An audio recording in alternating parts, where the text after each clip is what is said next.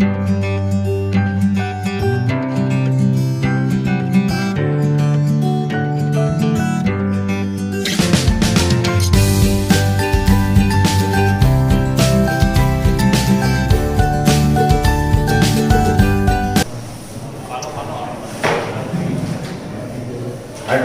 Spectrum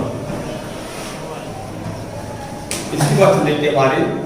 और इस पर ये हम जान चुके हैं कि जब कोई एक इलेक्ट्रॉन आउटर मोस्ट मतलब बाहर के किसी ऑर्बिट से पहले किसी ऑर्बिट में जंप करता है तो उससे निकलने वाली एनर्जी का जो रेडिएशन होता है 1/λ RH 1/n1² माइनस 1/n2² से हम फाइंड आउट कर सकते हैं। इसमें RH लिखा गया है।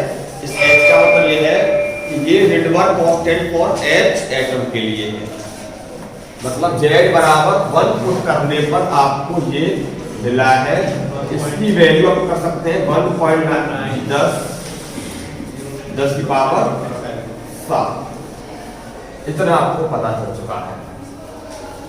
इसमें N2 है आउटर मोस्ट मतलब बाहर का कोई ऑर्बिट, N1 है उससे पहला कोई ऑर्बिट। अब हम पहले बना लेते हैं बहुत सारे ऑर्बिट्स या एनर्जी लेवल्स। ये बन गए हैं, इतने बहुत है। चलो ये है आपका पहला ऑर्बिट, ये आपका दूसरा हो गया, ये तीसरा हो गया, ये आपका चौथा ऑर्बिट है, पांचवा, छठा, सातवां एंड सो ऑन। ये आपका हो गया इनफाइनाइट नंबर वाला ऑर्बिट। अब जब कोई इलेक्ट्रॉन कूदता है दूसरे से पहले में या तीसरे से पहले में या चौथे से पहले में या पांचवें से पहले में, मतलब पहले में उसको आना है, किसी से भी आया है, तो ये जो वेवलेंथ सारी की सारी है इन्हें बोलते हैं लाइमन सीरीज। चलो यदि दूसरे वाले में पूछता है तो बामर सीरीज। चलो बहुत बढ़िया। इनफिनाइट सीरीज को डालो इसमें। इसका नाम है पूरी सीक्वेंस का बामर सीरीज। तीसरी वाली का नाम पता होगा आपको, फास्ट है। चलो ये हो गया फास्ट है। अगर वो पूछता है इसमें कूद गया, इसको बताओ ब्रैकेट सीरीज। इसको कूदता है तो फुल सीरीज को बोलते हैं। चलो इसका नाम लाइमन, बामर, पाश्चन, ब्रैकेट और लाल बाल पाल भारतीय पुत्र सीक्वेंस में आ जाता है। लाल बाल पाल भारतीय पुत्र। लाल मतलब लाल बाल बाल कलर पाल विपेचंद्र पाल तीन थे। एक ग्रुप में रहते तीनों बड़े खूंखार किस्म के आदमी थे, देशभक्ति से ओतप्रोत, गरम दल के नेता थे तीनों। दो दल थे ना, नरम दल गरम दल। ड्यूरिंग आजादी में नरम वाले तो चरखे से आजादी आ जाए, गरम वाले मार नहीं गए लेकिन कहेंगे एक पर मार दिया, ये आगे मार दे। इधर दूसरे करने वाले एक मारा 10 मारेंगे, 10 तो ये गरम नेता है, अच्छी कैटेगरी के थे। इनकी देशभक्ति से आप आज स्वतंत्र बैठे थे, वरना आज भी लठियां खा रहे होते। तो लाल बाल पाल भारतीय पुत्र। इसमें ध्यान रखना है आपको, ये जितनी भी सीक्वेंस आपको मिल रही है इनकी जो वेवलेंथ है आपकी वो सब की सब अल्ट्रा वायलेट में लाई करते हैं। जो इलेक्ट्रोमैग्नेटिक स्पेक्ट्रम है उस पर जो अल्ट्रा वायलेट रीजन है उसमें आपकी ये इनकी वेवलेंथ आपकी लाई करेगी। इसकी जो वेवलेंथ है वो विजिबल में लाई करेगी। बाकी तीनों की इंफ्रारेड इंफ्रारेड इंफ्रारेड। ये पूछ सकता है आपसे, ऑब्जेक्टिव में पूछ ले या पूछ ले कि बताइए पाश्चन जो सीरीज है उसकी वेवलेंथ किस रेंज में लाई करती है। तो आप जानेंगे ये पूछा गया लाइमन लिख देंगे अल्ट्रा वायलेट। ये पूछा गया तो पास्ट ब्रैकेट है तो विजिबल में, पास है इंफ्रारेड में, ये भी इंफ्रारेड में और ये भी आपकी सब इंफ्रारेड में लाई करती है। यहां से सवाल नंबर 2 बनता है कि लाइमन सीरीज की शॉर्टेस्ट क्या होगी वेवलेंथ, बाबर की शॉर्टेस्ट क्या होगी या पास्चर की शॉर्टेस्ट क्या होगी। तो ये सारी फ्रीक्वेंसीज या वेवलेंथ आपको याद होनी चाहिए। इससे याद करके आपको 2 फायदे हो गए। अब देखो शॉर्टेस्ट की बात करेंगे पहले, फिर बात करेंगे लॉन्गेस्ट की। एक काम करो, यदि कोई इलेक्ट्रॉन लाइमन की बात कर रहे हैं, लाइमन के लिए क्या होगा आपका जो N1 है वो तो आपका 1 रहेगा। इसके लिए N1 बराबर 1 पुट कर देंगे। N2 की वैल्यू आपकी होगी वो 2 3 4 5 6 कुछ भी हो सकती है। ब्रैकेट के लिए N1 की वैल्यू कितनी है 2 है, 2 में आ रहा है। N2 की वैल्यू आपकी 3 4 2 so on। पास्चर के लिए N1 की वैल्यू 3, N2 की वैल्यू 4 5 6 7 8। ब्रैकेट के लिए N1 की वैल्यू 4, N2 की वैल्यू 5 6 7 8। इसके लिए N1 की वैल्यू 5, N2 की वैल्यू 6 7 8। ये कर सकते हैं। चलो लाइमन की बात कर रहे हैं पहले। अगर कोई इलेक्ट्रॉन सेकंड ऑर्बिट से कूदा है पहले ऑर्बिट में तो उसकी वेवलेंथ क्या होगी। तो लाइमन के लिए बात कर रहे हैं तो 1/λ r h, और मैं पहले बता रहा हूं इसको सेकंड ऑर्बिट से फर्स्ट ऑर्बिट में। वैल्यू पुट कर दीजिए। N1 की वैल्यू क्या होगी 1, इसकी वैल्यू क्या होगी चलो 1/λ r h 1/1 - 1/4। तो लैम्डा इक्वल टू कितना आ जाएगा देखो 4 - 1 3, 3/4 4/3 r। ये बन जाएगा। ये कब से कब है तो सेकंड से कूदा है फर्स्ट वाले में। अब यदि इनफाइनाइट वाले से कूदा होता पहले में तो उसकी बात कर ले। यदि इसमें तो हमने पुट किया है N1 बराबर 1 और N2 बराबर, यदि मैं इसी में N2 को इंफिनिटी पुट कर देता, N2 को इंफिनिटी, तो मुझे कितना मिलता देखो 1/λ RH 1/1 ये कितना हो गया 0। यहाँ से लैम्डा की वैल्यू क्या मिलेगी आपको 1/RH। ये है 1.33/RH। ये है 1/RH। कौन सा बड़ा है इनमें ये बड़ा।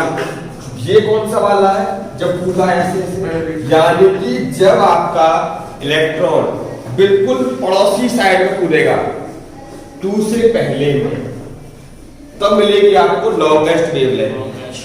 जब कूदेगा बहुत ज्यादा डिस्टेंस से इंफिनिटी से पहले में तो मिलेगा आपको शॉर्टेस्ट वेवलेंथ।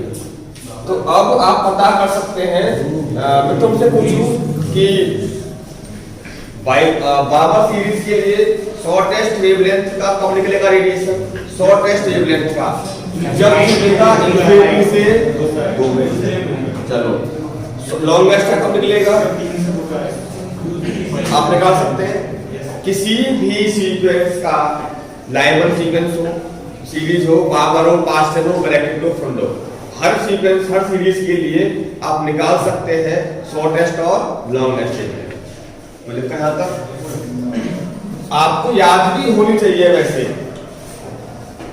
इससे फायदा आपको हो जाएगा। जैसे मान लो एग्जाम में आपका आता है कि अल्ट्रा वायलेट जो वेवलेंथ होती है वो कहां से कहां तक वेरी करती है, तो आपको एक आइडिया हो जाएगा अच्छा कहां तक वेरी करती है। शॉर्टेस्ट मिल जाएगी यहां से,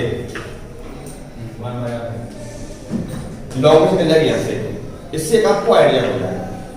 फिर कुछ विजिबल कहां से कहां तक होती है बता दीजिए साहब, लॉन्गेस्ट शॉर्टेस्ट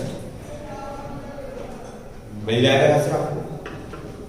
इंफ्रारेड का भी पता कर सकते हैं ये, तो ये थोड़ा सा आपको क्लू मिल जाता है ऐसे। ये बात समझ में आ गई आपको। दूसरी बात, इसमें 3-4 नाम और देख लें आपको। ये जो बाबर सीरीज है इसकी ये जो लाइन है पहली, इसका नाम है H अल्फा। इनको बाद में स्प्लिट करके भी देखा गया है, उनको बोलते हैं fine structures of H alpha line, H beta line, वो हमको नहीं पढ़ना है। इसका नाम है H बीटा लाइन, इसका नाम है H गामा लाइन, ऐसे 3 बहुत है।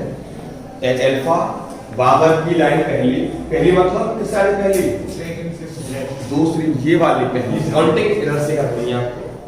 H alpha line, H beta line, उससे पूछा आपको एग्जाम में आ जाता है कि एच बीटा लाइन का बताओ कितना होगा वेवलेंथ। एच बीटा का बताना है तो बाबर के पास जाएंगे और खुदा लेंगे 4 से 2 में मिल जाएगा।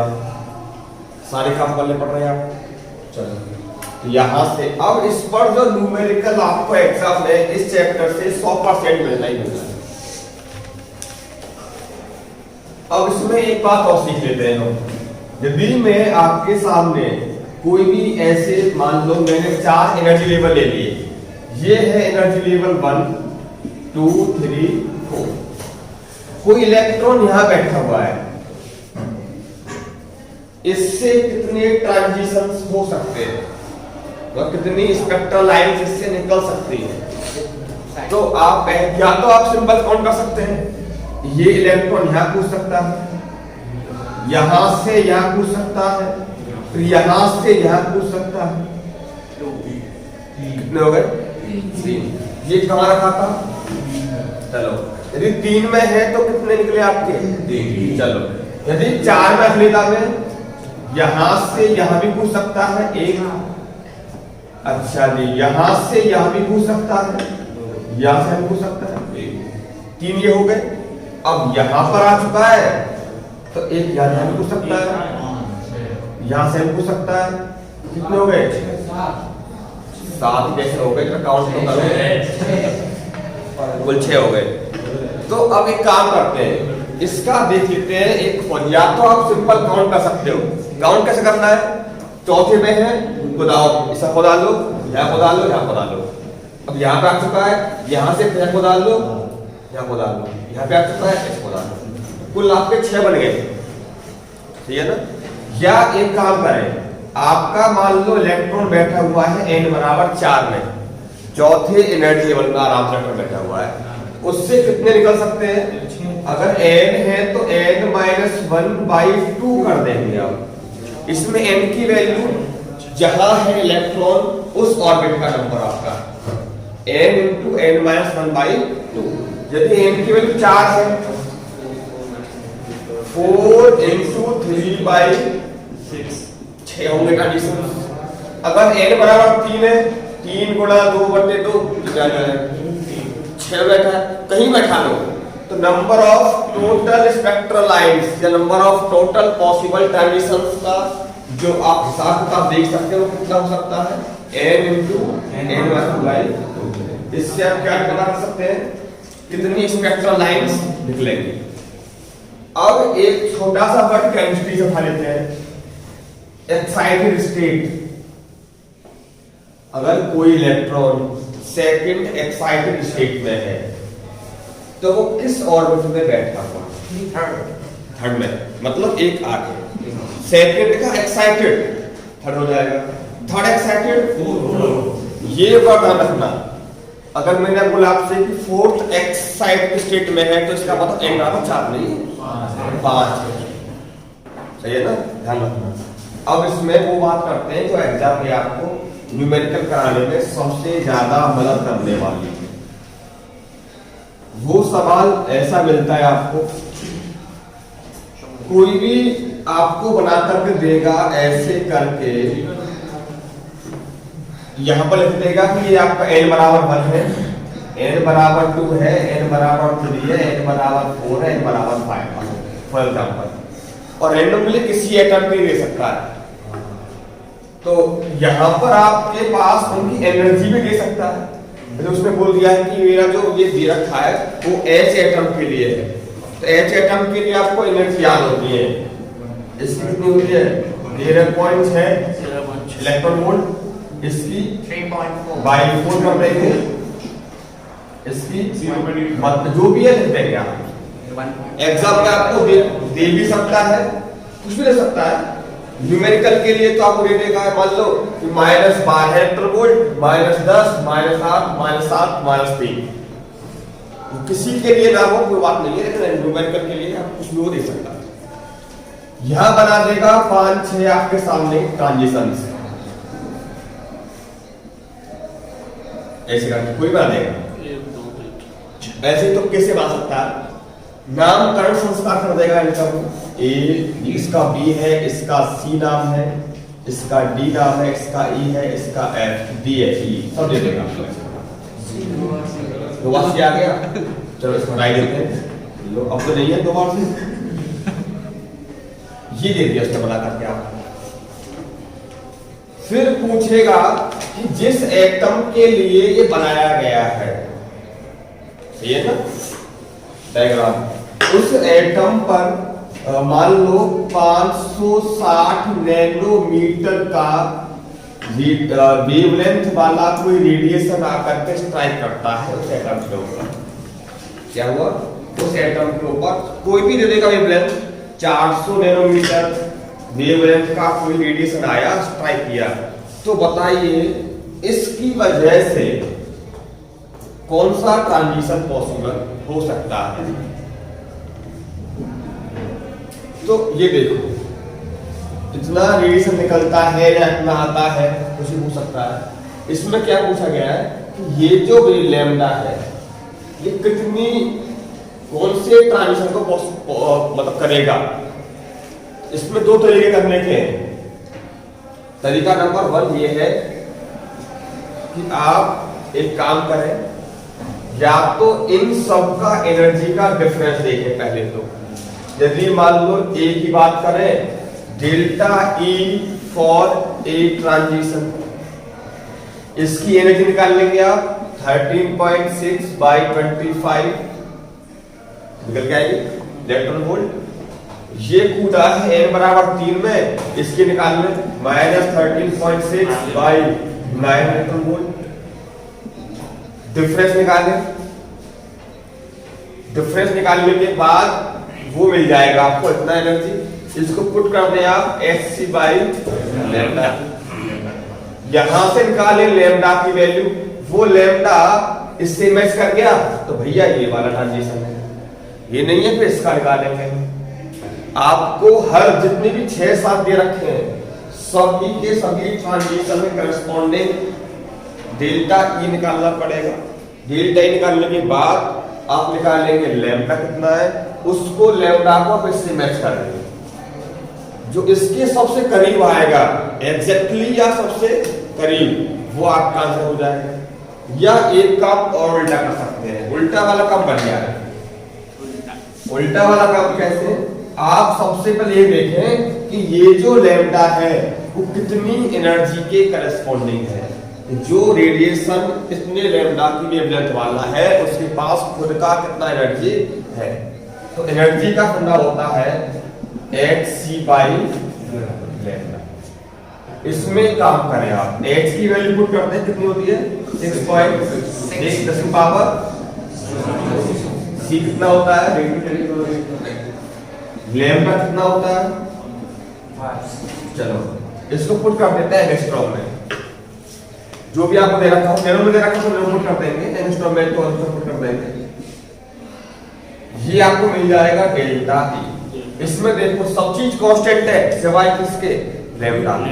तो आप इसको सॉल्व करके याद रखें, ये नैनोमीटर रख दिया मैंने फिलहाल इसमें नैनो में। तो ये जो है कितना आएगा सॉल्व करके, आप इसको देखें आराम से। इसमें भी आपका एनर्जी निकलेगा, वो निकलेगा जूल में, निकलेगा जूल। इसको इलेक्ट्रॉन वोल्ट में भी कन्वर्ट करके आप कर सकते हैं। चलो रूट ही काट दो। अब ये जो सॉल्व कर करा के आपको मिले, तो डेल्टा ई आपका बन के आया है इसमें 1240 बटे, ये तब है जब आपने उठाया होगा इसको नैनोमीटर में। यदि इसको आप रखते हैं एंगस्ट्रॉम में, एक और ये और बढ़ जाती, ये आपका बन जाएगा 1240 बटे लैम्डा एन। इसमें जब आप लगाएंगे फॉर्मूले को, ध्यान देखिए, जब लगाएंगे इस फॉर्मूले को आप, तो उसमें केवल लैम्डा की वैल्यू पुट करनी है आपको। कितना है 560। नैनो को यूज कर चुके हैं, अगर ये होता है एंगस्ट्रॉम में तो इसको हम इस्तेमाल कर चुके होते। तो डेटा जो आपके पास ये है 1240 या 12400, इसका इस्तेमाल कैसे करेंगे आप? जो भी आपको दे रखा होगा लैम्डा, उस लैम्डा को पुट कर दोगे आप डेल्टा ई बराबर 1240 बटे लैम्डा पुट कर देंगे या 12400 बटे लैम्डा। ये नैनोमीटर में है, ये किसमें? तो सबसे पहला काम आपका होगा इस रेडिएशन की वेवलेंथ के बेस पर डेल्टा ई फाइंड आउट करना। अब इसके बाद क्या करेंगे? अब ये डेल्टा ई निकल के आया एनर्जी, ये देखेंगे वो किस एनर्जी लेवल के डिफरेंस के बराबर आपको दिखाई दे रहा है।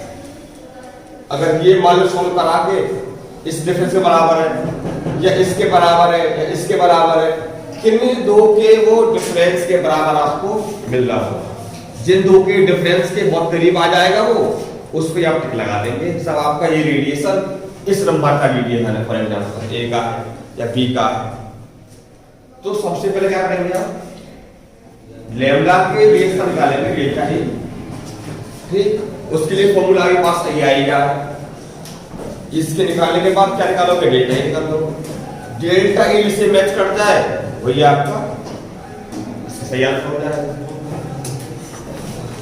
ये काम करना है आपको। इसमें दो तीन आपको छोटी छोटी सी डेफिनेशन भी देखनी है, जैसे एक्साइटेशन पोटेंशियल क्या होता है, एक्साइटेशन एनर्जी क्या होती है, आयोनाइजेशन पोटेंशियल क्या होता है और एनर्जी क्या होती है। आयोनाइजेशन एनर्जी आईई,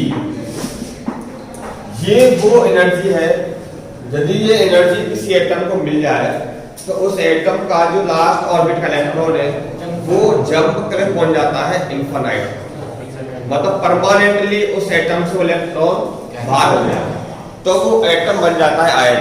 वो एनर्जी कहलाती है आयोनाइजेशन एनर्जी। एक्साइटेशन एनर्जी क्या होगी फिर? नेक्स्ट पूछ जाए उस एनर्जी के करस्पॉन्डिंग जो पोटेंशियल होगा वो कहलाएगा आपका एक्साइटेशन पोटेंशियल या एक्साइटेशन एनर्जी आयन। सो इसमें हम कर सकते हैं, ये आपको इसमें करना है। अब जो आपका कौन सा है नील्स बोर वाला जो मॉडल है वो किसके लिए वैलिड है? केवल हाइड्रोजन और उसके जैसे जिसका Z बराबर 1 होगा जी, Z बराबर अच्छा, या नंबर ऑफ इलेक्ट्रॉन्स बराबर 1, नंबर ऑफ इलेक्ट्रॉन्स बराबर 1, जिसमें ऑर्बिट आपका एक होगा। Z तो अलग अलग हो सकता है, जैसे हाइड्रोजन में तो Z1 है, इलेक्ट्रॉन में कितने? लिथियम He+ हो जाए, इसका Z तो 2 है, इलेक्ट्रॉन कितने? या लिथियम प्लस आए Z3 हो गया, जिसमें नंबर ऑफ ऑर्बिट एक हो उसमें इलेक्ट्रॉन भी एक हो। Z तो अलग अलग आपका हो सकता है ना। ये कहानी है इस चैप्टर में। एटम का यहाँ पर समापन हो जाता है आपका।